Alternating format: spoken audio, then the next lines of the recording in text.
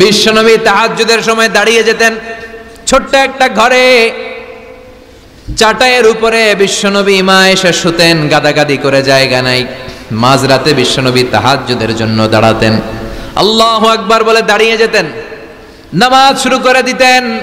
বিশাল বড় সূরা পড়তেন, কেরাত পড়তেন, রুকু করতেন, কিন্তু সিজদার জায়গায় সিজদা দেওয়ার জায়গা নাই। সিজদার জায়গায় মা এসা পা বিছিয়ে শুয়ে আছে। বুখারীর বর্ণনা, বিশ্বনবী সিজদায় যে হাত দিয়ে মা এসার পায়ের মধ্যে চিমটি কাটতেন, মা এসা বুঝতে পারতেন বিশ্বনবী এখন সিজদায় যাবে। সুবহানাল্লাহ পড়েন। মা এসা বুঝতে পেরে পা দুইটা সরিয়ে নিতেন, বিশ্বনবী সিজদা দিতেন। সিজদা দিয়ে বিশ্বনবী যখন আবার দাঁড়িয়ে যেতেন, মা আয়েশা পা বিছিয়ে আবার শুয়ে পড়তেন।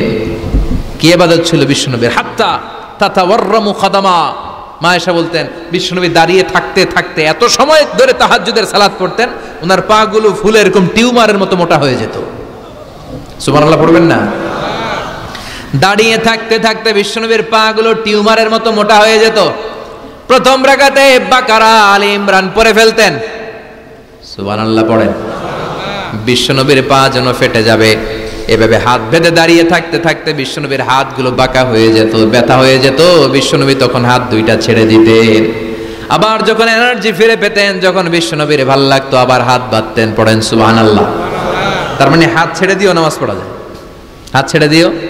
মালিকি মাযহাবের কিছু স্কলাররা ওনারা মত নিয়েছে, ওনাদের অনুসারীরা এরসাল করে, আমাদের দেশে কেউ বাদে এইভাবে, কেউ এইভাবে, কেউ এইভাবে। মালিকিরা বাদেই না, কে বাদবই না, কি করবি কর, আছে না নাই? আপনি যদি হজ করতে যান মক্কা মদিনায়, এই আমলগুলো দেখতে পারবেন। এটা সুন্নাত একটা আমল। হাত ছেড়ে দিলেও যেখানে সালাত হয়ে যায় ওই জায়গায় কই বাঁধবে, এই নিয়ে কিলাকিলি আছে না নাই? উপরে না নিচে, আমিন জোরে না আসতে, আছে না নাই? বিশ্বনবী লম্বা সময় দাঁড়িয়ে তাহাজ্জুদ পড়তেন। তাহাজ্জুদ পড়লে আপনার মর্যাদা বাড়ায় দিবে কে? সাইয়েদনা জিবরাইল বললেন, ইন্না শারাফাল মুমিন ফি কিয়ামিল লাইল। বিশ্বনবী বললেন, জিবরাইল এসে আমাকে বলে গিয়েছে মুমিনের মর্যাদা তাহাজ্জুদের নামাজের ভেতর। সুবহানাল্লাহ পড়েন। তাহাজ্জুদের নামাজ পড়লে মর্যাদা বাড়ায় দেয় কে?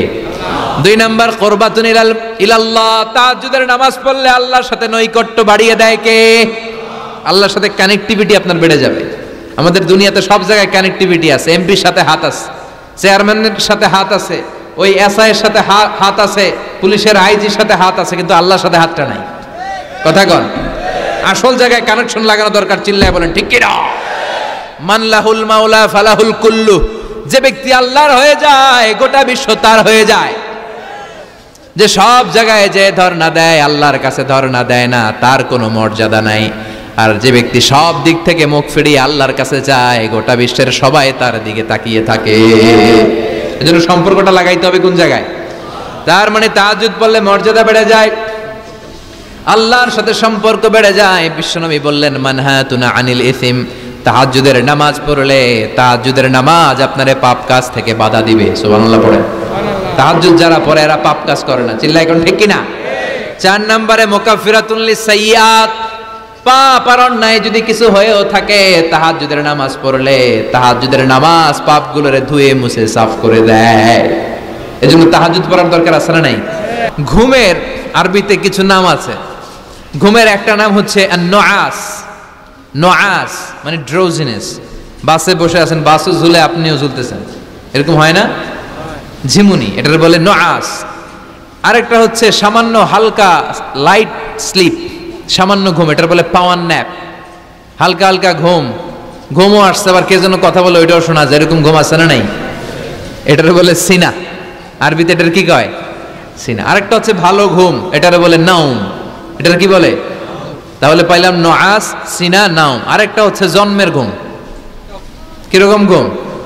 এমন ঘুম যেই ঘুমে ডাকলেও মানুষ ওঠে না, যেটা শেষ রাতে আমাদের যেই ঘুমটা হয়, রাত 3টা-4টার দিকে কম্বল টেনে টেনে আরেকটু ঘুমাইতে মনে চায়, এরকম একটা ঘুম আছে না নাই? এই ঘুমটাকে আরবিতে বলে হুজুদ।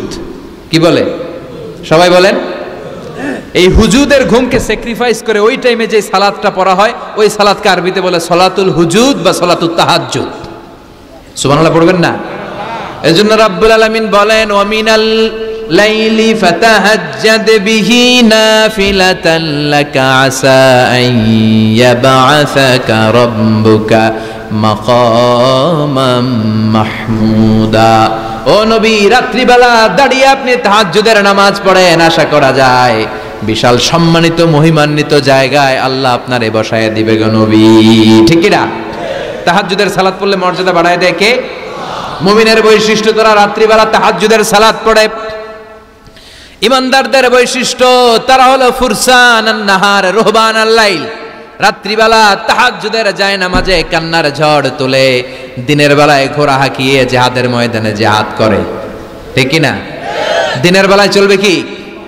জিহাদ। এজন্য বিশ্বনবীর প্রথম প্রশিক্ষণ নিতে বললেন আল্লাহ, কুমিল লাইলা ইল্লা কালিলা। ও নবী, বিশাল মিশন নিয়ে দুনিয়ার বুকে আপনি এসেছেন গো নবী। প্রথম প্রশিক্ষণ যেটা নিবেন, রাত্রিবেলায় দাঁড়িয়ে দাঁড়িয়ে তাহাজ্জুদের প্রশিক্ষণ। বিশ্বনবীর আদেশ করলেন কে? কিসের আদেশ? সবাই কোন? আরো জোরে। ওই মুহূর্তটা তাহাজ্জুদের সময়টা এমন সময়, ইয়ানজিলু রাব্বুনা ইলা সামাইদ দুনিয়া, রব্বুল আলামিন আরশের উপর থেকে দুনিয়ার আকাশে নেমে আসে। নেমে আসে মানে বিশেষ একটা মনোযোগ দেয়, আর দুনিয়াবাসীরা ডেকে ডেকে বলে, গোলাম আলা মিন মুস্তাগফিরিনা গফির আলা, কার ক্ষমা লাগবে ক্ষমা চাও, সব গুনাহ আমি ক্ষমা করে দেব। আলা মিন মুস্তারজিকিন আরজুকালা, কার কি লাগবে আমার কাছে চাও, সব আমি দিয়ে দেব। আল্লাহু আকবার। আলা মিন মুস্তাকসিন আকসুলা, যার জামা দরকার জামা চাও, জামা দেব। ক্ষমতা দরকার ক্ষমতা চাও, ক্ষমতা দেব। নেককার স্ত্রী দরকার, নেককার সন্তান দরকার, সন্তান চাও, সন্তান দেব। সব দেয়ার মালিক কে? কেউ যেটা পারে না পারে কে? কেউ যেটা দেয় না দেয় কে? কেউ যেটা বোঝে না বোঝে কে? আল্লাহ শেষ রাতে আম করে ডাকে, দেওয়ার জন্য ডাকে, কিন্তু চাওয়ার সময় আমাদের নাই। উনি দেওয়ার জন্য প্রস্তুত, কিন্তু এটা তো নেওয়ার লোক লাগবে। কথা কন?